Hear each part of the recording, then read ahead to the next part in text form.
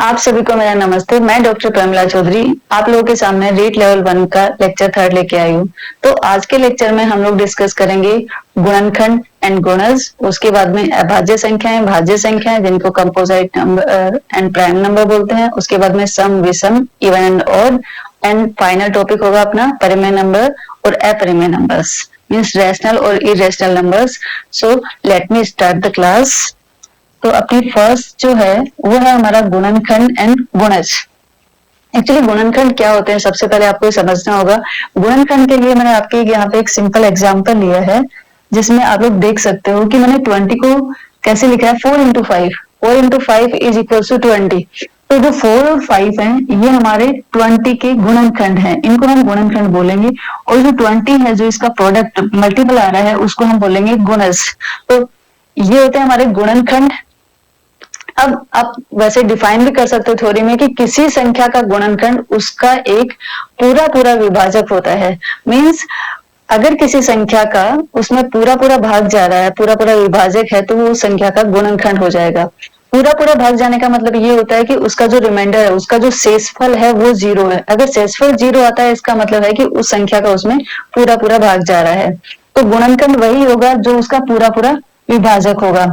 अब जैसे यहाँ पे हमने एक एग्जाम्पल लिया है, यहाँ पे हमने एक एग्जाम्पल लिया है 4 का, कि जो 4 है उसके 1, 2 एंड 4 जो है वो संख्या 4 के पूरे पूरे विभाजक हैं।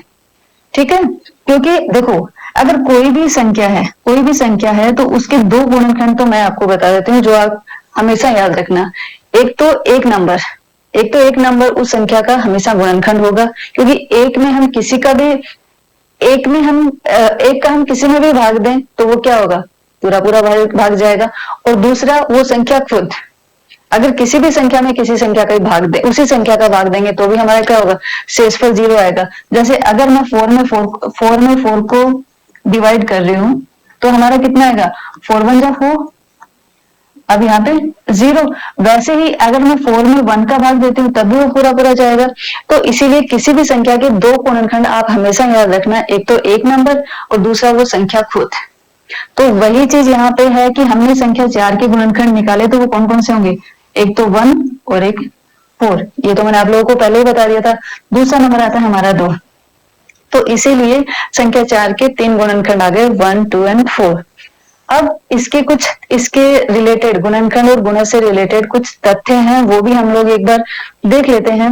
देखो पहला तो इसने वही बताया है जो हमने अभी डिस्कस किया कि 1 प्रत्येक संख्या का एक गुणनखंड होता है, 1 सभी का गुणनखंड होता है। दूसरा प्रत्येक संख्या स्वयं अपना एक गुणनखंड होता है। ठीक है, यहाँ पे हमें राइट टिक लगाना चाहिए, कभी भी उल्टा टिक नहीं लगाते। हाँ, एक जो है वो प्रत्येक संख्या का गुणनखंड होता है और जो संख्या होती है वो खुद भी अपना एक गुणनखंड होती है। फिर आता है एक दी हुई संख्या का प्रत्येक गुणनखंड उस संख्या से छोटा या उसके बराबर होगा। आपको पता है कि गुणनखंड है वो कभी भी गुणज से बड़ा तो नहीं हो सकता। गुणनखंड या तो संख्या के बराबर होगा या इससे छोटा होगा। बराबर कब होगा, जब यहाँ पे अगर 1 है, अगर एक जो गुणनखंड है वो 1 है और जो दूसरा है वो अगर वो संख्या खुद ही है तो उसके बराबर होने के चांसेस हैं, या फिर उससे छोटा होगा। जैसे अगर हम 4 के देखते हैं तो 4 के गुणनखंड कौन कौन से हैं, 1, 2 एंड 4। तो ये सभी गुणनखंड या तो इससे छोटे हैं या इसके बराबर हैं, लेकिन इससे बड़ा कोई नहीं हो सकता। वही चीज गुणज में अपोजिट होती है। जो गुणज है ये गुणज में अपोजिट होता है, जहां पे मैंने बताया क्या नहीं, हाँ यहाँ पे मैंने बताया नहीं। जो गुणज है वो क्या होगा, गुणनखंड के या तो बराबर होगा या फिर उससे बड़ा होगा। गुणज कभी भी गुणनखंड से छोटा नहीं हो सकता। ठीक है, तो अभी हम चलते हैं नेक्स्ट पे। आई थिंक अभी आप लोगों को ये चीज तो क्लियर होगी होगी कि गुणनखंड क्या होता है और गुणज क्या होता है, राइट। नेक्स्ट आता है हमारा, इसी के कुछ तथ्य हैं जो हमें अच्छे से देख लेना चाहिए। एक संख्या का प्रत्येक गुणज, हाँ जो मैंने अभी आपको बताया कि एक संख्या का प्रत्येक गुणज उस संख्या से बड़ा या उसके बराबर हो सकता है। ओके, मतलब उससे छोटा नहीं हो सकता कभी भी, जो कि गुणनखंड से जस्ट अपोजिट है। नेक्स्ट आता है 7 के गुणज क्या है। अब देखो पहले हमसे पूछा था, पहले हमने 4 के गुणनखंड निकाले थे, पहले हमने 4 के गुणनखंड निकाले थे। 4 के गुणनखंड कौन कौन से थे, 1, 2, और 4, ये इसके गुणनखंड थे। अब ये गुणज निकलवा रहा है कि 7 के गुणज कौन कौन से होंगे, और गुणज जो है वो तो अपरिमित होते हैं, जो गुणनखंड होते हैं वो तो परिमित होते हैं। परिमित मीन्स लिमिटेड होते हैं कि हाँ इसके सिर्फ, जैसे 4 के हैं, 4 के मैं गुणज आपको गुणनखंड में आपको बता सकती हूँ कि 4 के गुणनखंड कौन कौन से हैं, 1, 2 एंड 4। बट अगर हम 4 के ये बोले कि गुणज कौन कौन से हैं, तो गुणज हमेशा अपरिमित होते हैं, वो लिमिटेड नहीं होते। बिकॉज मैं 4 को 1 से मल्टीप्लाई करूंगी तो 4 हो जाएगा, फिर यहाँ पे 8 हो जाएगा, फिर 16 हो जाएगा, फिर कितना हो सकता है, 12 हो सकता है, कितना भी अनलिमिटेड नंबर्स आ जाएंगे आपके पास। तो किसी भी संख्या के गुणज तो अनलिमिटेड होते हैं। जैसे 7 के गुणज निकाले हमने, कौन से, 7 को 2 से मल्टीप्लाई किया, 14, फिर 21, 28, ऐसे पता नहीं कितने असीमित। ठीक है, तो ये भी आपको याद रखना है कि गुणज जो होते हैं वो इनफाइनाइट होते हैं। एक फिर क्या है, एक दी हुई संख्या के गुणजों की संख्या अपरिमित होती है। प्रत्येक संख्या स्वयं का एक गुणज होती है, वो तो हमें पता है, हमने डिस्कस कर लिया। ठीक है, प्रत्येक संख्या जो होती है वो खुद का एक गुणज होती है। अब आता है हमारा नेक्स्ट हमने डिस्कस किया है, हाँ, गुणनखंड और गुणज में ही एक चीज आती है, संपूर्ण संख्या। संपूर्ण संख्या देखो किससे निकालते हैं, काफी बार एग्जाम में मैंने इस टॉपिक को इंक्लूड इसलिए किया कि एक एग्जाम में ऐसा क्वेश्चन आया हुआ था कि ये जो है कोई भी एक नंबर दे, कोई भी एक संख्या दे दी और फिर आपसे पूछा जाता है कि ये जो संख्या है ये आपकी संपूर्ण संख्या है कि नहीं है। तो उसके लिए हमें समझना पड़ेगा कि संपूर्ण संख्या क्या होती है। संपूर्ण संख्या निकालने के लिए हम क्या करते हैं, जैसे संख्या 6 है और हमें इसका पता लगाना है कि ये संपूर्ण है कि नहीं, तो हम क्या करेंगे, जो 6 है इसके गुणनखंड निकाले मैंने, तो 1 और 6 तो गुणनखंड मैंने आपको पहले से बताए हुए हैं कि किसी भी संख्या का एक गुणनखंड तो 1 होगा और दूसरी वो संख्या खुद होगी, तो 1 और 6 तो सबकी होंगी। अब 2 और 3 भी इसके गुणनखंड है। ठीक है, तो इसके 4 गुणनखंड हैं। तो अब हम क्या करेंगे, इस संख्या को खुद को छोड़ के बाकी जो गुणनखंड बचते हैं, अगर इनका हम एडिशन करें तो वो संख्या खुद आती है। इसको छोड़ दिया, बाकी जो कौन से गुणनखंड है, 1, 2 एंड 3, इन तीनों को मैंने प्लस किया, 1 + 2 3, 3 + 3 6, तो 6 ही हमारी संख्या है। मीन्स जो गुणनखंड है, आप पे पढ़ सकते हो, यदि इसके सभी गुणनखंड स्वयं के अतिरिक्त का योग उस संख्या के बराबर हो, ठीक है, तो वो संपूर्ण संख्या कहलाती है। आई थिंक आप लोग समझ गए होंगे। अगर हमें पता लगाना है कि ये संख्या संपूर्ण संख्या है कि नहीं, तो हम क्या करेंगे, सबसे पहले उसके गुणनखंड निकालेंगे, और फिर जब गुणनखंड निकालेंगे तो वो स्वयं, वो जो संख्या है जिसके हम गुणनखंड निकाल रहे हैं वो खुद भी आई है उसमें, उस संख्या को आप छोड़ दो, उसको आप इंक्लूड मत करो। उसके अलावा जितने भी गुणनखंड निकले हैं उन सभी गुणनखंड का आप योग ले लो, और अगर उनका योग लेने पे जो योगफल आता है, जो सम आता है आपका, वो हमारी खुद संख्या होनी चाहिए। अगर वो संख्या खुद है तो आप बोल सकते हो कि यस, ये संख्या हमारी संपूर्ण संख्या है। ठीक है, जैसे मैंने इसके लिए दूसरा एक एग्जांपल तो ये लिया था संख्या 6 का, दूसरा मैंने एग्जांपल लिया संख्या 28 का, 28 का। अब 28 के मैंने गुणनखंड निकाले तो वो आते हैं 1, 2, 4, 7, 14, 28। जब आप इसके गुणनखंड निकालोगे तो ये सभी इसके गुणनखंड है। अब हमें क्या करना है कि पता करना कि संपूर्ण संख्या है कि नहीं है, तो उसके लिए हम क्या करेंगे, 1, मैं यहां पे लिख देती हूँ, 1 + 2 + 1 + 2 + 4 + 4 + 7 + 14, ये किसके इक्वल हो गया, 1, 2, 3, 3 और 4 7, 7 7 14, 14 14 28, तो टोटल कितना हुआ 28। हमारी संख्या कितनी है, संख्या भी हमारी 28 है, और इसके जो जितने गुणनखंड है उन सबका योग भी 28 है। इट मीन्स ये हमारी क्या है, एक संपूर्ण संख्या है। तो ऐसे ही 28 भी एक संपूर्ण संख्या होती है, 496, 8128, ये सभी हमारी संपूर्ण संख्याएं होती, ये सभी हमारी संपूर्ण संख्याएं होती हैं। आप एक बार चेक कर सकते हैं इनको। हाँ, और दूसरा इंपॉर्टेंट ये है कि सभी संपूर्ण संख्याएं सम होती हैं, कभी भी संपूर्ण संख्या विषम नहीं हो सकती है, सभी संपूर्ण संख्याएं सम होती हैं। ये तथ्य भी आपको याद रखना है। हो सकता है कभी कभी एग्जाम में ऐसा पूछ लेते हैं, कोई भी तथ्य दे के रखते हैं, कोई भी स्टेटमेंट दे के रखते हैं और फिर पूछते हैं कि ये ट्रू या फॉल्स, इसमें चूज करो कि कौन सा ट्रू है कौन सा फॉल्स है। तो वहां पे ये जो तथ्य है आपको ये हेल्प कर सकते हैं। अब आता है हमारा नेक्स्ट आता है अभाज्य संख्याएं। अभाज्य संख्याएं और भाज्य संख्याएं means prime numbers and composite numbers. अब देखो भाज्य संख्याएं क्या होती हैं, वे संख्याएं जिनके गुणनखंड एक और स्वयं वह संख्या ही होते हैं, उनको हम अभाज्य संख्याएं कहते हैं। मीन्स मान लो कोई ऐसी संख्या है, मान लो कोई ऐसी संख्या है जिसमें या तो उसका खुद का भाग जाता है या एक का भाग जाता है।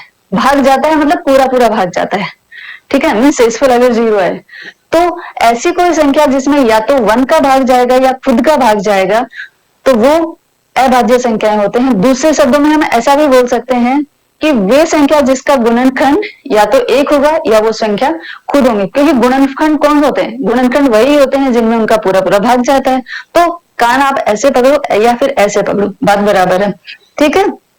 तो और अभाज्य संख्याओं को हम रूट नंबर भी बोलते हैं, रूट संख्याएं भी बोलते हैं।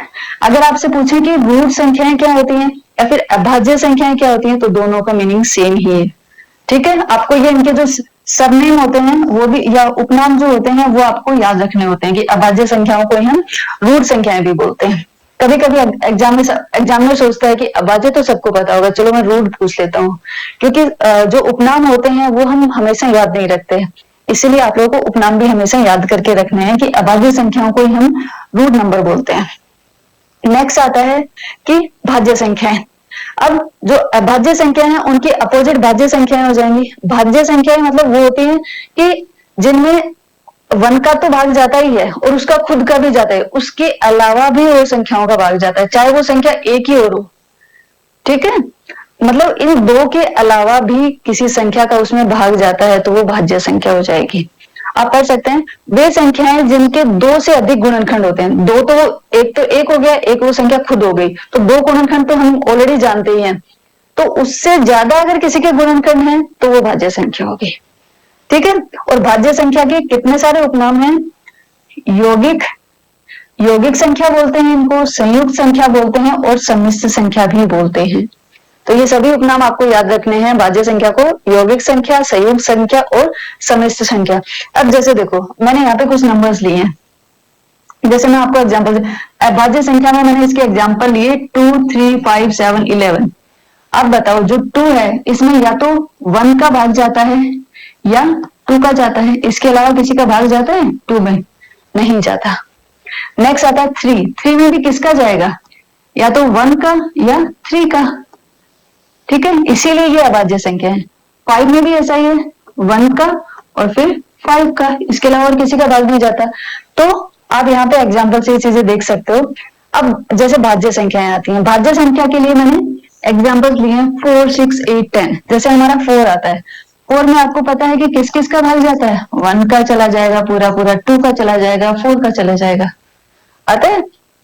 तो इसीलिए इन 2 के अलावा भी कोई तीसरी संख्या है जिसमें इसका भाग पूरा पूरा भाग जाता है, मीन्स इनके इसके जो गुणनखंड है वो मोर देन 2 है, इसीलिए भाज्य संख्या है, यौगिक संख्या है, संयुक्त संख्या है, सम्मिश्र संख्या है। नेक्स्ट ये भी आपका बहुत इंपॉर्टेंट है, जो काफी बार एग्जाम में पूछा जाता है। एक जो संख्या है एक न तो अभाज्य संख्या है और न ही भाज्य संख्या है। एक को हम नहीं बोल सकते कि ये अभाज्य संख्या है या भाज्य संख्या है, ठीक है। अब आता है नेक्स्ट आपका, अभी अभाज्य संख्याएं जो हैं इसी में एक क्वेश्चन आता है, जो मैंने एक प्रीवियस ईयर्स में कुछ क्वेश्चन आया हुआ था उसी में से ये थ्योरी उठाई है। इसमें उन्होंने पूछा है कि ऋणोत्तर अभाज्य पूर्णांक कौन से होते हैं, ऋणोत्तर अभाज्य पूर्णांक क्या होते हैं, जिनको आप अगर आप जैसे कभी कभी क्या होता है हिंदी वाले कुछ वर्ड हैं जिनका मीनिंग आपको समझ में नहीं है, क्योंकि कुछ कुछ वर्ड टिपिकल होते हैं, तो अगर आपको उनका मीनिंग समझ में नहीं आता है तो वहीं पे बगल में इंग्लिश में भी लिखा होगा, तो आप इंग्लिश वाला वर्ड भी देख सकते हो, उसे भी आपको समझ में आ जाएगा। जैसे इसमें है ऋणोत्तर अभाज्य पूर्णांक संख्या means non negative prime integers, non negative means जो नेगेटिव नहीं हो, तो इसीलिए इसमें कौन कौन से आएंगे, ऋणोत्तर का मतलब है शून्य और सकारात्मक, यानी 0 या उससे बड़ी, लेकिन 0 और 1 अभाज्य संख्या नहीं मानी जाती है, क्योंकि हमें क्या करना है ऋणोत्तर में, ऋणोत्तर मतलब नॉन नेगेटिव, नॉन नेगेटिव और नॉन नेगेटिव में हमें कौन सी लेनी है, 0 और सकारात्मक संख्याएं, जीरो और सकारात्मक संख्याएं कौन सी संख्याएं? अभाज्य संख्याएं। मतलब अभाज्य संख्याओं में सबसे पहले तो वो अभाज्य होनी चाहिए और फिर अभाज्य होनी चाहिए और फिर उसमें जीरो हो या सकारात्मक हो, कोई भी नेगेटिव नंबर्स नहीं हो, तो वो हमारे ऋणोत्तर अभाज्य संख्याएं होंगी, ऋणोत्तर अभाज्य संख्याएं होंगी। नेक्स्ट आता है, लेकिन जीरो और एक को अभाज्य संख्या नहीं माना जाता है क्योंकि ये अभाज्य संख्या की परिभाषा को पूरी नहीं करते हैं। जैसे मैं आप लोगों को पहले ही बता चुकी थी कि एक है वो ना ही तो हमारा भाज्य है और ना ही अभाज्य संख्या है, वैसे ही जीरो के लिए भी यही बोला जाता है कि जीरो भी अभाज्य संख्या भी नहीं है और भाज्य संख्या भी नहीं है। तो ये बहुत इंपॉर्टेंट तथ्य है, स्टेटमेंट है, आप इसको याद रखें। नेक्स्ट आता है, पहले कुछ ऋणोत्तर अभाज्य संख्या है, अभाज्य पूर्णांक। अब क्या करते हैं कि कभी कभी पूछ लेते हैं कि कुछ ऋणोत्तर अभाज्य पूर्णांक है, पहली, कभी कभी ये भी पूछ लेते हैं कि पहली ऋणोत्तर अभाज्य पूर्णांक कौन सी है, अभाज्य पूर्णांक संख्या कौन सी है। तो पहली, सबसे पहली कौन सी आएगी? देखो, जीरो होना चाहिए और सकारात्मक होना चाहिए, तो जीरो आता है, फिर वन आता है, फिर टू आता है, फिर थ्री आता है, ऐसे नंबर बढ़ते हैं। अब ना ही तो जीरो हो सकता क्योंकि जीरो और वन तो दोनों ऐसी संख्या हैं जो अभाज्य है ही नहीं, लेकिन हमारी संख्या तो पहले अभाज्य होनी चाहिए और फिर ऋणोत्तर होनी चाहिए, मतलब दोनों कंडीशन होनी चाहिए हमारे पास। तो उसकी ऋणोत्तर भी होनी चाहिए और अभाज्य, पहले हम अभाज्य देखेंगे, इसीलिए जीरो और वन तो कट हो गई, फिर जो हमारी सबसे पहले आएगी वो हमारी क्या आएगी? अब अभाज्य में थ्री तो नहीं आएगा, मैंने थ्री लिख दिया, थ्री तो नहीं आएगा, राइट। देखो, अभाज्य संख्याओं में कौन कौन सी हुई है? जीरो, वन, टू, और टू के बाद में कौन है? हाँ, थ्री आएगा, थ्री के बाद में फाइव आएगा। तो जीरो और वन तो हमारी हो नहीं सकती, तो सबसे पहली अभाज्य ऋणोत्तर संख्या कौन सी होगी? टू होगी। टू, थ्री, फाइव, सेवन, 11, 13, ये देखो ये सारी अभाज्य संख्याएं हैं और ये ऋणोत्तर भी है। ओके, आई थिंक आप लोगों को ये नॉन नेगेटिव प्राइम इंटीजर्स भी समझ में आ गए होंगे। अब हम चलते हैं नेक्स्ट पे। नेक्स्ट हम डिस्कस करेंगे युग्म, युग्म अभाज्य संख्याएं, युग्म अभाज्य संख्या। देखो, युग्म, युग्म मीन्स पेयर, पेयर में होते हैं, ठीक है, उन्हीं को हम युग्म बोलते हैं। तो इसके लिए जब आपसे ये पूछा जाता है कि ये युग्म अभाज्य संख्या है कि नहीं है, तो उसमें आपको एक पेयर देखे रखेंगे, ऐसे ऐसे वाला एक पेयर देखे, ये एक पेयर है। पेयर का मतलब होता है कि दो संख्या उसमें साथ में आएंगी, ठीक है, जैसे ऐसे पेयर देके रखेंगे आपको, उसमें ऐसे पेयर देके रखेंगे। लेकिन आपको क्या चेक करना है, युग्म, युग्म में आपको क्या चेक करना है कि जो दो नंबर देख के रखते हैं, इन दोनों में डिफरेंस कितना होना चाहिए? टू का डिफरेंस होना चाहिए। अगर दोनों में टू का डिफरेंस है तो ये अभाज्य संख्याएं हैं। दोनों में टू का डिफरेंस होना चाहिए और दोनों की दोनों संख्याएं अभाज्य होनी चाहिए, ठीक है। मतलब दो कंडीशन है, पहली कंडीशन की दोनों संख्याएं अभाज्य होनी चाहिए, ठीक है। अभाज्य होनी चाहिए मीन्स उनमें या तो एक का पूरा पूरा भाग जाता है या खुद का जाता है। तो दोनों संख्याएं, पहली बात तो है कि भाज्य होनी चाहिए, अभाज्य होनी चाहिए, और उसके बाद में दोनों के अंदर जो अंतर आता है दोनों का, जैसे मैं 5 - 3 करती हूँ तो 5 - 3 मेरा कितना होता है? 2। तो जब दोनों को आपस में माइनस करते हो तो कितने का डिफरेंस आना चाहिए? 2 का। तो वही संख्याएं युग्म अभाज्य संख्याएं कहलाती हैं। जैसे 5 और 7, 5 अभाज्य है, 7 भी अभाज्य है, क्योंकि 5 में भी सिर्फ 5 का भाग जाता है और 1 का जाता है। 7 भी अभाज्य है, अगर दोनों को माइनस करती हूँ 7 - 5 तो कितना आया मेरे पास? 2, ठीक है। तो ये भी युग्म अभाज्य है। अभी यहाँ पे 11 और 13 है, 11 में भी सिर्फ खुद का भाग जाएगा या 1 का जाएगा, 13 का भी वही सीन है कि या तो इसमें खुद का जाएगा या फिर 1 का जाएगा। तो अगर इन दोनों को मैं माइनस करती हूँ तो हमारा कितना आएगा? 2 आता है। तो ये सभी मैंने युग्म अभाज्य संख्या के कुछ एग्जांपल्स दिए हैं जिनको आप खुद से भी सॉल्व करके देख सकते हो। और दूसरा, हम इसको ऐसे भी लिख सकते हैं, जैसे अगर हमने संख्या, किसी संख्या को p से डिनोट कर दिया तो मैंने लिखा कि अगर युग्म दिया हुआ तो एक p होगा तो दूसरा p+2 होगा, ठीक है। तो आई थिंक ये भी आपको क्लियर हो गया होगा, ये कॉन्सेप्ट भी आपको क्लियर हो गया होगा। अब हम चलते हैं नेक्स्ट पे। नेक्स्ट से हमारा, इससे रिलेटेड हम कुछ क्वेश्चंस कर लेते हैं, जो अभी तक हमने कुछ टॉपिक किए हैं उनसे रिलेटेड हम कुछ क्वेश्चंस कर लेते हैं। सबसे पहला क्वेश्चन आता है, आई थिंक आप लोगों को क्लियर दिख रहा होगा, 80 के निकटतम, मैं एक बार थोड़ा सा जूम कर लेती हूँ इसको, जिससे आप लोगों को और क्लियर हो जाए। 80 के निकटतम।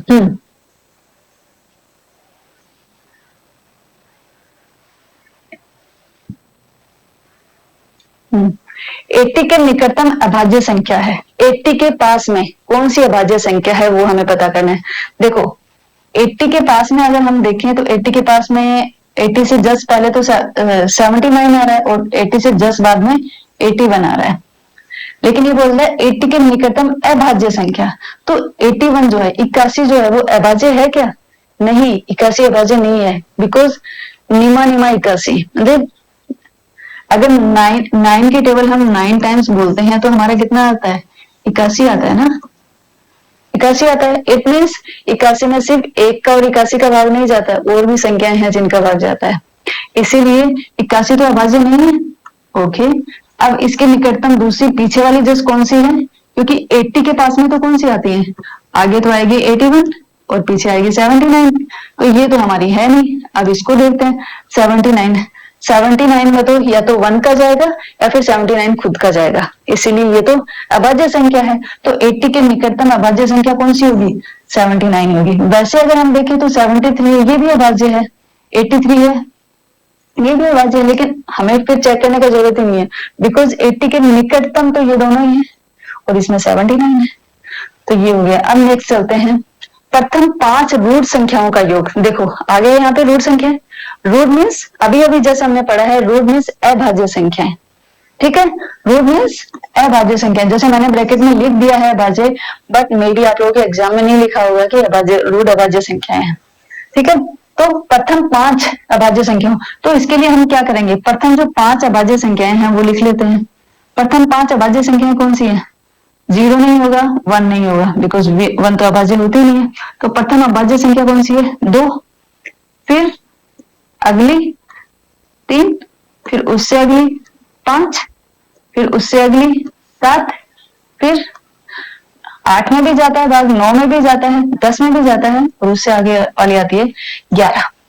5 हो गई, 1 2 3 4 5, 2 3 5, 5 और 5 10, 10 और 7 17, 17 और 11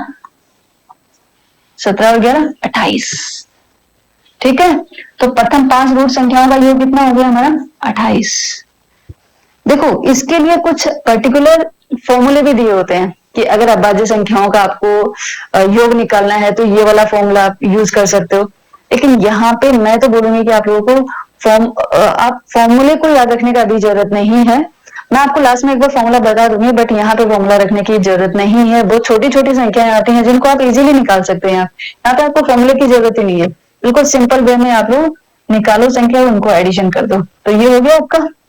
अब नेक्स्ट आता है हमारा 1 से 30 के बीच कितनी अभाज्य संख्याएं आती हैं? 1 से 30 के बीच कितनी अभाज्य संख्याएं आती हैं? तो ठीक है, हम फटाफट इसका भी फॉर्मूला होता है, ये भी आप कुछ लोग इसको भी याद कर लेते हैं कि 1 से 30 के बीच में कौन कौन सी अभाज्य, इन आप कितना याद करोगे?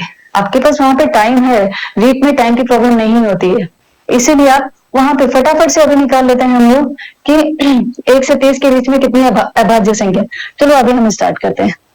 एक तो हमारी होती नहीं है अभाज्य, 2 हुआ, 3 हुआ, 5, 7 के बाद में 8 नहीं होगा, 9 भी नहीं होगा, 10 भी नहीं होगा, 11 के बाद में 13 के बाद 14 भी नहीं, 15 भी नहीं, 16 भी नहीं, 17 के बाद 18 नहीं, लेकिन 19 तो होगा, 20 भी नहीं, 20 नहीं, और उसके बाद में 21 भी नहीं, 22, 23, 24, 25, 26, 27 भी नहीं, 29, 28 भी नहीं, और 29, और फिर आगे तो फिर छोड़ देते हैं, हमें तो 30 तक निकालनी है। तो कितनी संख्या हो गई? 1 2 3 4 5 6 7 8 9 और 10, कितनी संख्याएं हो गई? 10 संख्याएं। तो ये है हमारा सी। 1 से 30 के बीच में अभाज्य संख्याएं कितनी है? 10। इसके लिए कुछ भी याद करने की जरूरत नहीं, आपने फटाफट से अभी निकाल लिया। अब एक तो इसमें चीज याद रखने वाली चीज ये है कि एक हमारी अभाज्य संख्या नहीं होती है। मैं आपको पहले बता चुकी हूँ, दोबारा बीच बीच में आप लोगों को याद दिला रही हूँ कि आ सकता है इस टाइप वाला क्वेश्चन कि एक हमारी अभाज्य संख्या नहीं है, भाज्य भी नहीं है और अभाज्य भी नहीं है। 1 और 0 दोनों ही अभाज्य और भाज्य कोई भी कुछ भी नहीं है, ठीक है। तो चलो नेक्स्ट चलते हैं।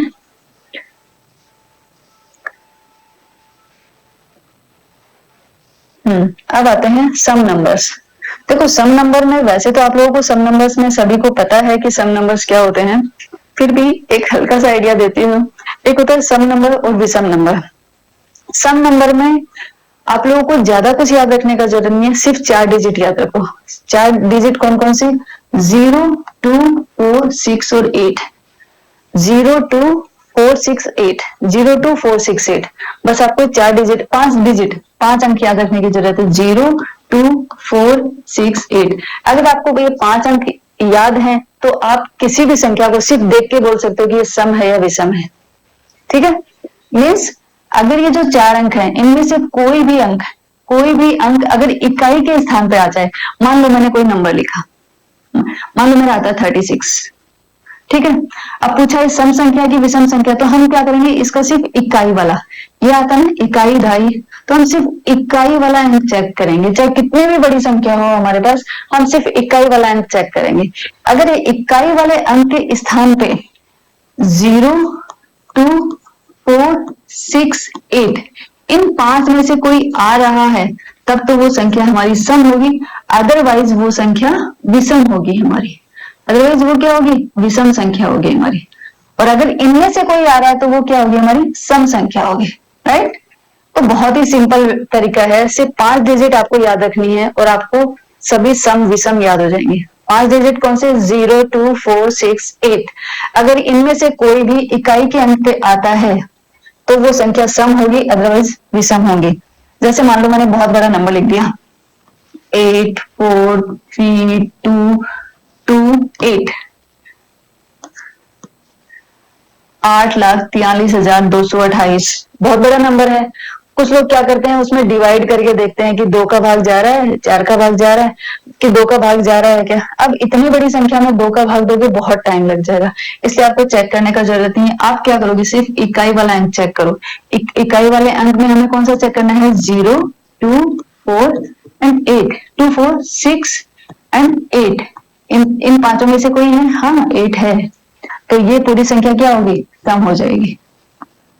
और अगर इनमें से कोई भी नहीं होता तो ये संख्या क्या हो जाती, अगर यहाँ पे 1 होता, अगर यहाँ पे 1 होता तो ये क्या हो जाती, विषम हो जाती। राइट, तो आपको सिर्फ इकाई वाले अंक चेक करना है, बाकी और कुछ भी चेक करने की जरूरत नहीं है। तो ये सब हो जाएगा, सम और विषम आप लोग निकाल लोगे, कितनी भी बड़ी कैसी भी संख्या दी हो, आई थिंक आप लोग सम विषम सब निकाल लोगे। उसके बाद में इंपॉर्टेंट टॉपिक ये तथ्य है, 2 सबसे छोटी अभाज्य संख्या है जो एक सम संख्या भी है। देखो अभाज्य संख्याएं जो होती हैं वो सारी विषम संख्याएं होती हैं, लेकिन एक अपवाद है 2 जो कि सबसे छोटी है। अगर अभाज्य संख्याओं में हम देखें, अभाज्य संख्याओं में हम देखें तो सबसे छोटी कौन सी है, 2, 3, 5, 7, 11 यही वाली आती है। तो सबसे छोटी संख्या कौन सी है, 2 है। तो अगर कोई पूछे कि अभाज्य संख्या में सबसे छोटी संख्या कौन सी है, 2 है। अभाज्य संख्या में ऐसी कौन सी संख्या है जो सम है, वो भी 2 है। एक अकेली 2 सम संख्या ऐसी है जो अभाज्य है, बाकी सभी अभाज्य संख्याएं विषम होती हैं। ठीक है, तो ये भी आपको इंपॉर्टेंट है, ये भी आपको याद रखना है कि 2 सबसे छोटी है और सम संख्या है, सबसे छोटी अभाज्य संख्या है और सम संख्या भी है। 2 के अतिरिक्त सभी अभाज्य संख्याएं विषम होती हैं, ये आपको याद रखना है। ओके,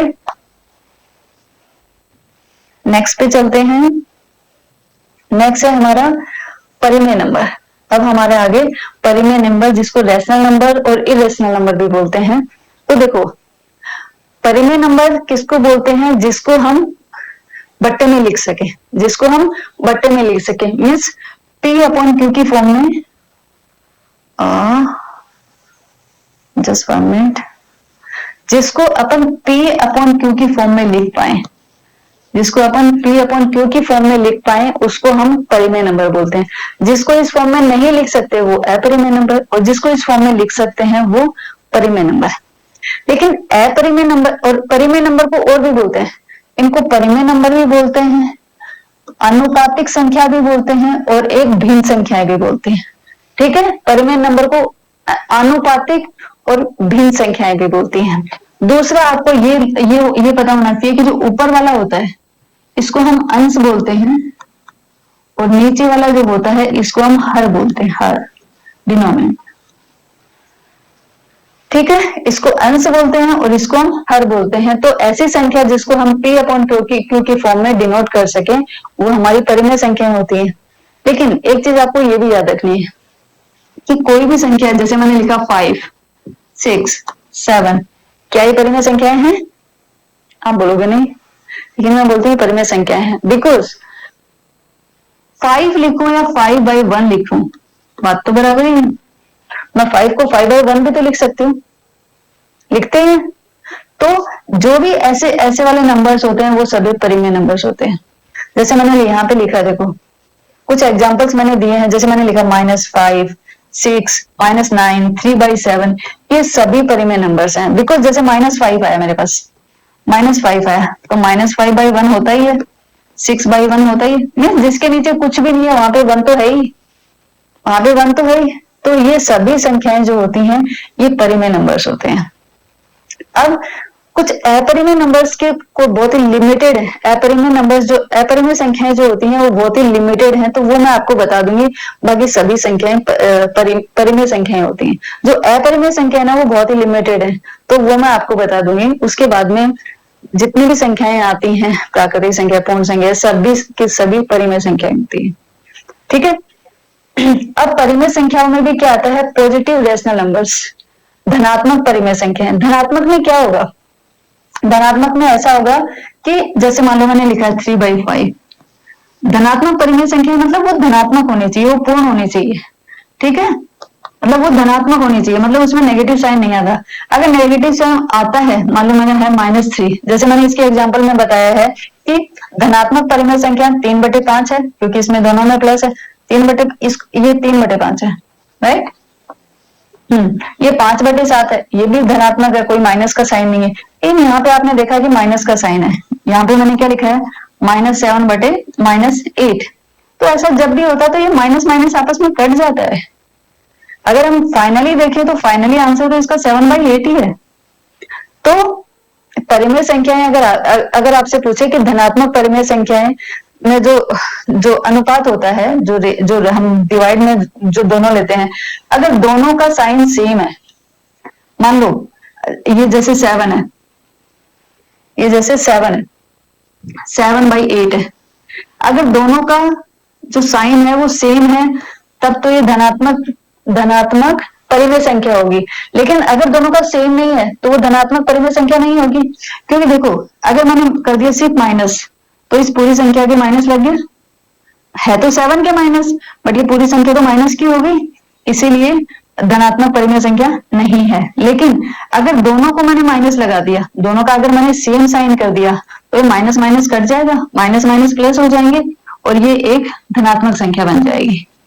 तो इसीलिए धनात्मक परिमेय संख्या में अगर मैं लेती हूँ -7 डिवाइड बाय -8 तो ये यस धनात्मक परिमेय संख्या है। अगर मैं लेती हूँ दूसरा एग्जाम्पल मैंने बताया जैसे -5/-9, यस ये भी एक हमारी धनात्मक संख्या, बिकॉज माइनस माइनस यहाँ पे प्लस हो जाएंगे।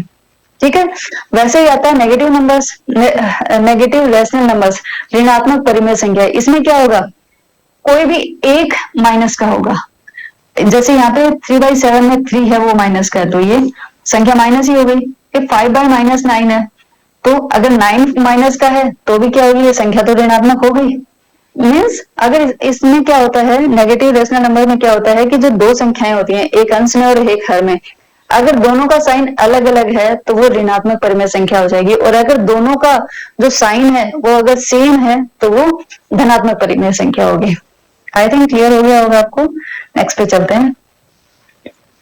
नेक्स्ट भी हमारी आती है हाँ अपरिमेय संख्याएं। यस, अपरिमेय संख्याएं कुछ इंपॉर्टेंट है, ये आप लोगों को पता होना चाहिए। इसमें थोड़ा सा अच्छे से पढ़ो आप।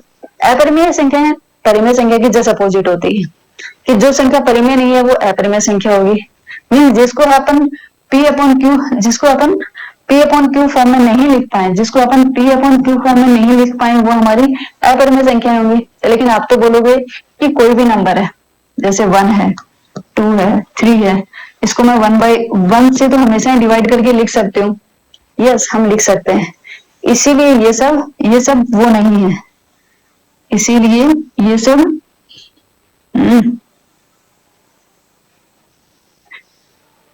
इसीलिए ये सब अपरिमेय नंबर नहीं है। अपरिमेय नंबर कौन से होते हैं? देखो, जैसे मैंने लिखा है, अपरिमेय संख्या वह वास्तविक संख्याएं होती हैं जो p अपॉन q के रूप में नहीं लिखी जा सकती, और वास्तविक संख्याएं होती है, मतलब काल्पनिक संख्याएं नहीं होती। काल्पनिक संख्या क्या होती है हम आगे पढ़ेंगे, लेकिन इसमें यहाँ पे जस्ट आप ये याद रखो कि यहाँ पे वास्तविक संख्याएं होती है। जो काल्पनिक संख्याएं होती है उसमें आयोटा आ जाता है, आई के ऊपर बिंदी लग के आ जाती है और फिर कोई नंबर लिखा जाता है, उसको हम बोलते हैं काल्पनिक संख्या। तो यहाँ पे हम काल्पनिक की बात ही नहीं कर रहे हैं, काल्पनिक हम आगे थोड़ा डिटेल में पढ़ेंगे। लेकिन आप ये सोचो कि जो अपरिमेय संख्याएं हैं वो सिर्फ वास्तविक संख्याएं होती हैं, इमेजिनरी संख्याएं, काल्पनिक संख्या नहीं, जो p अपॉन q के रूप में नहीं लिखी जा सकती हैं।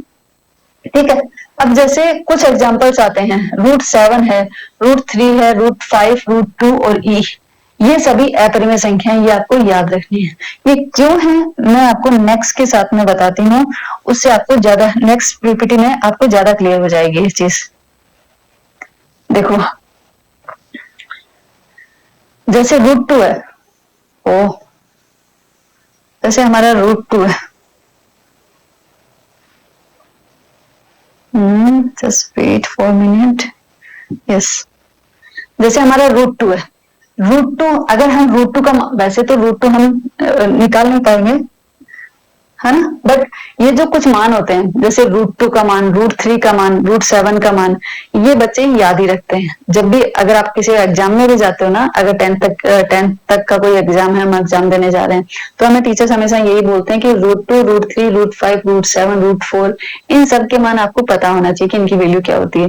तो वैसे ही हमें √2 पहले से याद है, 1.414 ये वाला नंबर होता है। हम कहाँ पे याद करते हैं? 1.414 तक ही याद करते हैं हम, जनरली हम यहीं तक याद करते हैं 1.414। ठीक है, और इसके आगे भी बहुत सारे नंबर होते हैं, ऐसा नहीं है कि यहाँ पे रुक गया, नहीं नहीं, इसके आगे डॉट डॉट लगती है, इसके आगे चलता रहता है। वैसे ही अगर हम √7 का मान देखें तो वो होता है 2.645, आगे चलता रहता है। ये भी यहाँ पे लिमिट नहीं होती है, बस ये करते हैं कि यहाँ पे रोक देते हैं, 2 या 3 के बाद में हम रोक देते हैं। ऐसे ही √3 का भी है, 1.73 याद करते हैं, लेकिन ये भी इनफाइनाइट तक चलता रहता है, ये भी इनफाइनाइट तक चलता रहता है। ठीक है, वैसे ही अगर हम पाई का मान देखें तो पाई का मान कितना होता है? 3.14, इतना ही लिखते हैं हम जब भी पाई, क्योंकि फिजिक्स में, मैथ्स में बहुत बार काम में आता है, तो जो पाई की वैल्यू जो हम काम में लेते हैं वो 3.14 लेते हैं, बट एग्जैक्टली 3.14 नहीं होती है, क्योंकि ये जो आगे पॉइंट के दशमलव के बाद में जो आगे चल रहे हैं वो इनफाइनाइट तक चलते रहते हैं। तो ऐसी संख्याएं जिनका मान, जिनमें ना तो उनकी आवर्ती क्रम जो है वो रिपीट होता रहता है, कोई आवर्ती नहीं होती है उनके क्रम में, कोई भी नंबर आता है, जैसे ऐसा नहीं है कि 1 के बाद में, पॉइंट के बाद में 414 दोबारा आ रहा है, नहीं, यहाँ पे कोई क्रम नहीं है, कोई भी नंबर आ सकता है, कुछ भी आ सकता है, और उनका कोई सीमित नहीं है, वो असीमित तक आगे तक जाते रहते हैं, जितना हम उसको डीपली देखेंगे वो आगे तक जाता रहेगा। मीन्स कोई तो क्रम नहीं है, पॉइंट के आगे यहाँ पे कोई तो क्रम नहीं है और कोई लिमिट नहीं है। ऐसी जो संख्याएं होती हैं वो अपरिमेय संख्याएं होती हैं। कुछ नंबर्स में क्या होता है कि जैसे मान लो एक नंबर आ गया 3.9191, अगर इसमें क्या होती है कि इस क्रम की आवर्ती है, मतलब ये जो क्रम है ये हर 2 के बाद में दोबारा आ रहा है, एक आवर्ती के साथ में आ रहा है, 2 आया फिर दोबारा आया, फिर ये दोबारा आया, फिर एक आवर्ती के साथ में ये नंबर आ रहा है। अगर दशमलव के बाद में कोई भी आवर्ती के साथ नंबर आता है तो हम क्या करते हैं, वो हमारा परिमेय संख्या हो जाती है। अगर आवर्ती के साथ आता है या एक लिमिट होती है कि बस ये पॉइंट यहां तक ही आएगा, उसके आगे नहीं, तो वो हमारी परिमेय संख्याएं होती हैं। लेकिन अपरिमेय संख्याएं वो होती हैं जिसमें ना तो कोई आवर्ती, ना तो क्रम की कोई आवर्ती आती है और ना ही उनकी लिमिट होती है, वो इनफाइनाइट तक जाते हैं। इसके एग्जाम्पल्स आप याद कर सकते हो, इसके एग्जाम्पल्स हैं √2, कभी उल्टा साइन नहीं लगा था, √2, √7, √3, √5, ये सभी अपरिमेय संख्याएं होती हैं। एक होता है √5 और एक होता है ई जिसे हम यूलर्स नंबर्स बोलते हैं, यूलर्स नंबर, जैसे हम नहीं बोलते e की पावर x, e की पावर 2, e की पावर 3, ऐसे काफी बार लिखते हैं ना एक्सपोनेंशियल फॉर्म में, वो वाला e है, ये है यूलर फॉर्मूला बोलते हैं, यूलर नंबर्स बोलते हैं। तो ये भी अपरिमेय में आता है। तो आपको याद रखना है, गिनी चुनी अपरिमेय संख्याएं हैं जिन्हें हमें याद रखना है, ई, पाई, √2, √3, √5, √7, ये सभी अपरिमेय संख्याएं होती हैं। और उसके अलावा अगर कोई अपरिमेय संख्या पूछता है कि क्या होती हैं, तो हम बोल सकते हैं कि इन्हें दशमलव के रूप में व्यक्त किया जा सकता है, लेकिन ये न तो समाप्त होती है और न ही आवर्ती होती है। आवर्ती मतलब ना ही तो वो रिपीट होती है किसी किसी क्रम के बाद में, और ना ही वो समाप्त होती है। बहुत इंपॉर्टेंट है। ये हमेशा वास्तविक संख्या होती हैं, लेकिन परिमेय नहीं होती। वास्तविक संख्याएं तो होती हैं, लेकिन परिमेय संख्याएं नहीं होती है। तो अपरिमेय संख्याएं काफी इंपॉर्टेंट है, आपको ये ध्यान से पढ़ना चाहिए। अब आता है हमारा नेक्स्ट, इसके हम कुछ क्वेश्चंस कर लेते हैं। अब है निम्नलिखित में से कौन सा कथन सही है। फर्स्ट है इसमें एक अभाज्य संख्या, आई थिंक ये क्लियर तो होगा, हाँ क्लियर है आप लोगों को। हाँ, निम्नलिखित में से कौन सा कथन सही है। एक अभाज्य संख्या नहीं है, एक अभाज्य संख्या नहीं है। हमें पता है कि एक है वो ना तो अभाज्य है और ना ही भाज्य है, ये तो इसका सही है। दूसरा है एक अभाज्य संख्या है, नहीं नहीं एक अभाज्य संख्या नहीं है। एक संयुक्त संख्या है, संयुक्त संख्या किसको बोलते हैं, किसको बोलते हैं, संयुक्त संख्या हम भाज्य संख्या को बोलते हैं, राइट। संयुक्त संख्या, सम्मिश्र संख्या, यौगिक संख्या, ये सब हम किसको बोलते हैं, भाज्य संख्या को बोलते हैं। तो एक संयुक्त संख्या है, नहीं। दो अभाज्य संख्या नहीं है, नहीं। दो तो सबसे छोटी अभाज्य संख्या है, इसलिए ये स्टेटमेंट भी गलत है। तो हमारा कौन सा स्टेटमेंट सही है, पहला वाला सही है। इसीलिए हम जो बीच बीच में जो तथ्य पढ़ते हैं ना, उसको आप थोड़ा और अच्छे से पढ़ना और ढंग से समझना उसको, जिससे इस टाइप के क्वेश्चंस अगर आते हैं तो वो आप सही कर पाओ। नेक्स्ट आता है निम्नलिखित में से कौन सी संख्या संयुक्त संख्या है। संयुक्त संख्या कौन सी बताई थी, भाज्य संख्या है। भाज्य संख्या ही हमारी संयुक्त संख्या होती है। भाज्य संख्या के मैंने 2-3 नाम बताए थे, 2-3 उपनाम बताए थे, उनमें से एक संयुक्त संख्या भी था, ठीक है। तो संयुक्त संख्याएं, देखा एग्जामिनर यहाँ पे बहुत स्मार्ट होता है। एग्जामिनर को पता है कि भाज्य के नाम से पूछूंगा तो सभी स्टूडेंट को पता होगा, याद होगा, इसलिए आजकल क्या करते हैं उनके उपनाम से पूछ लेते हैं। तो हम, लेकिन हम उनसे भी ज्यादा स्मार्ट हैं, हम उपनाम भी सारे याद करके जाएंगे, ओके। तो यहाँ पे आती है संयुक्त संख्याएं। संयुक्त संख्या मीन्स भाज्य नंबर्स, भाज्य संख्याएं। तो आपको पता है 7 तो अभाज्य है, क्योंकि 7 में या तो खुद का भाग जाता है या 1 का जाता है, तो ये तो संयुक्त संख्या नहीं है। अब 11 है, 11 में भी या तो 1 का जाएगा या 11 का जाएगा। 13 में भी या तो 1 का जाएगा या 11 का जाएगा। लेकिन 15 में तो 3 का भी जाता है, 5 का भी जाता है और 1 का भी जाता है और 15 का भी जाता है। तो ये हमारी भाज्य संख्या है, ओके। नेक्स्ट क्वेश्चन है हमारा, संख्या 0 के बारे में कौन सा कथन सही है। यह अभाज्य संख्या है, नहीं। हमने पहले ही डिस्कस कर चुके हैं कि 0 ना ही तो अभाज्य है और 0 और 1 ना ही अभाज्य है और ना ही अभाज्य और भाज्य, दोनों में से कोई भी नहीं है। यह अभाज्य संख्या नहीं है, यह अभाज्य संख्या नहीं है, यह अभाज्य संख्या नहीं, ये तो यह अभाज्य संख्या है, नहीं ये तो नहीं है। यह अभाज्य संख्या नहीं है, ये स्टेटमेंट सही है। यह एक ऋणात्मक संख्या, नहीं, ये ऋणात्मक कहाँ पे है। एक पूर्णांक नहीं है, नहीं, 0 तो पूर्णांक है। पूर्णांक में तो हमें पता है, पूर्णांक तो हम पढ़ चुके हैं। पूर्णांक नंबर कौन से होते हैं, जिसमें नेगेटिव वाले नंबर्स भी आते हैं, 0 भी आता है और पॉजिटिव वाले नंबर्स भी आते हैं, राइट। तो इसीलिए पूर्णांक में तो 0 आता है, तो ये भी सही नहीं है। सिर्फ ये सही है कि यह अभाज्य संख्या नहीं है, ये वाला स्टेटमेंट इसका सही है। तो इसमें इस टाइप वाले क्वेश्चंस भी डायरेक्टली पूछे जाते हैं।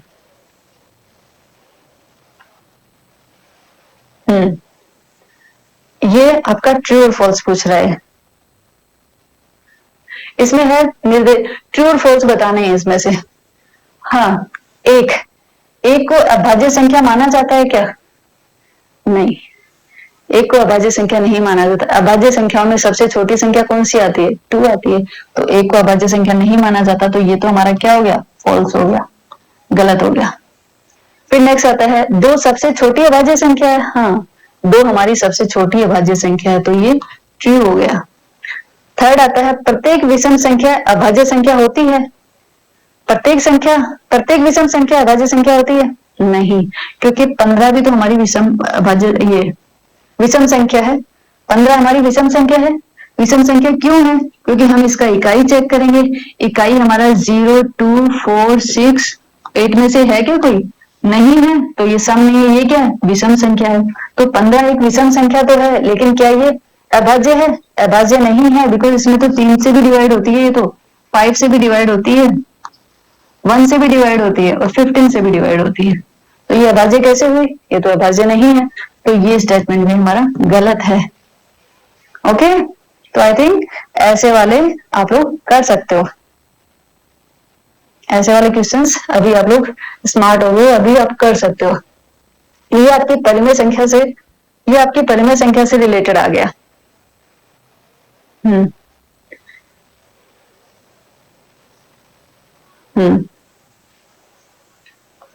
देखो यहाँ पे क्या दिया हुआ है, मैं थोड़ा जूम कर लेती हूँ जिससे आप लोगों को थोड़ा अच्छे से दिखाई देगा।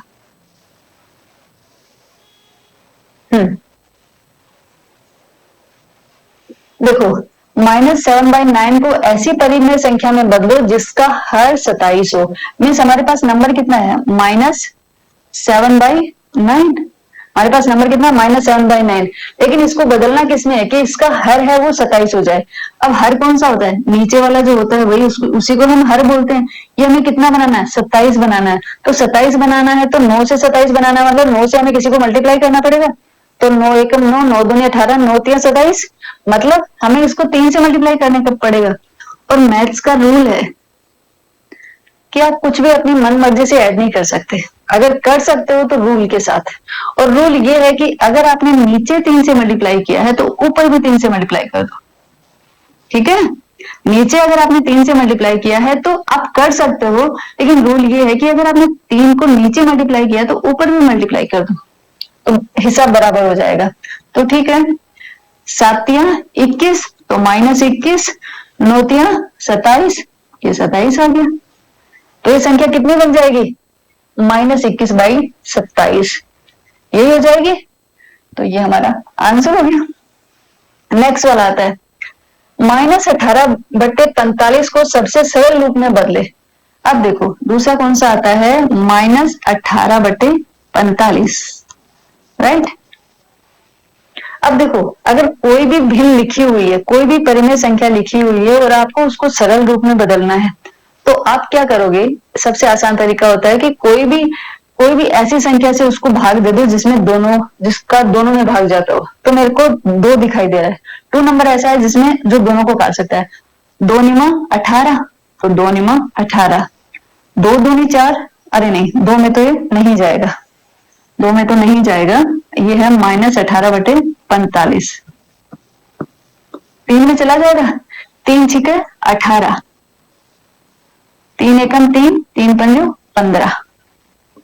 ठीक है, मैंने इसको 3 से कर दिया। अब देखो दोबारा 3 से मैं इसको काट सकती हूँ। 3 से मैंने इसको ऊपर वाले को डिवाइड, देखो यहाँ पे मैंने क्या किया, 18 को मैंने 3 से भाग दे दिया, तो 18 को 3 से भाग दिया तो कितना आ गया? 6 आ गया। ऐसे मैंने 45 को भी 3 से भाग दे दिया, क्योंकि पता है परिमेय संख्या में ना यही है, जो काम आप ऊपर वाली संख्या के साथ कर रहे हो वही आप नीचे वाले के साथ करो, फिर दोनों खुश हैं। अगर आपने एक के साथ कर दिया दूसरे के साथ नहीं किया तो नाराज हो जाएंगे और पूरा बैलेंस बिगड़ जाएगा और वो आपका सब गलत हो जाएगा। इसीलिए परिमेय में आपको या भिन्न वाली संख्या में आपको ये याद रखना है कि आप जो कैलकुलेशन ऊपर वाले के लिए साथ कर रहे हो वो सेम नीचे वाले के साथ करो, जो नीचे वाले के साथ कर रहे हो वो सेम ऊपर वाले के साथ करो। तो मैंने क्या किया, मैंने इसको 3 से डिवाइड किया, तो 18 को मैंने 3 से डिवाइड किया तो कितना आ गया? 6 आ गया। 45 को मैंने 3 से डिवाइड किया तो 15 आ गया। अब मुझे ये पता है कि मैं दोनों को 3 से दोबारा डिवाइड कर सकती हूँ। मैंने 3 से दोनों को दोबारा डिवाइड किया तो 3 दूनी 6, 3 दूनी 6, 3 पंजो 15। ठीक है, अब ऊपर 2 आ गया, नीचे 5 आ गया। मुझे पता है इससे आगे तो कोई डिवीजन होगा नहीं, तो यही मेरा फाइनल नंबर है। तो इसका सबसे सरल रूप कौन सा हो गया? सी वाला। ठीक है, सी वाला हमारा इसका सबसे सिंपल रूप हो गया। अब हम क्या करते हैं, ये क्या लिखा हुआ है? निर्देश दिया हुआ है कि परिमेय संख्याओं को अंश और हर के समान संख्या से गुणा करने पर वह संख्या बदलती नहीं है। मैंने कहा ना आपको कि जो भी कैलकुलेशन करनी है आप वही कैलकुलेशन अंश में करो, वही हर में करो, तो वो संख्या एज इट इज रहती है। इन दोनों को कोई प्रॉब्लम नहीं है, आप ऐसा कर सकते हो, तो वो संख्या बदलती नहीं है, उसकी जो वैल्यू है वो वही रहेगी अगर आप दोनों को सेम चीज से मल्टीप्लाई करते हो तो। ठीक है, अब हम नीचे जाते हैं नेक्स्ट पे। नेक्स्ट है हमारा, ये हमारी लास्ट स्लाइड है, तो इसमें थोड़ा सा जूम आउट कर लेती हूँ। यस, -5/7 को ऐसी परिमेय संख्या में बदला गया है जिसका हर 35 हो, तब परिमेय संख्या कितनी होगी? अब देखो, -5/7, -5/7, इसमें क्या है, हर को बदला गया है, हर को कितना बना दिया? 35 बना दिया। तो 7 को कितने से गुणा करूं कि 35 बन जाए? 7 पंजे 35, मतलब 5 से गुणा करना पड़ेगा मुझे। और रूल क्या है, नीचे किया तो ऊपर भी करना पड़ेगा, तो मैंने ऊपर भी कर दिया। आंसर कितना आ गया? 5 5 जा 25 और 7 5 जा 35। तो ये किस में बदल गई? -25/35। ये हमारा आंसर आ गया। अब नीचे है कि इनको मैच करो, मैच द फॉलोइंग, मैच करना है कि कौन से के बराबर है।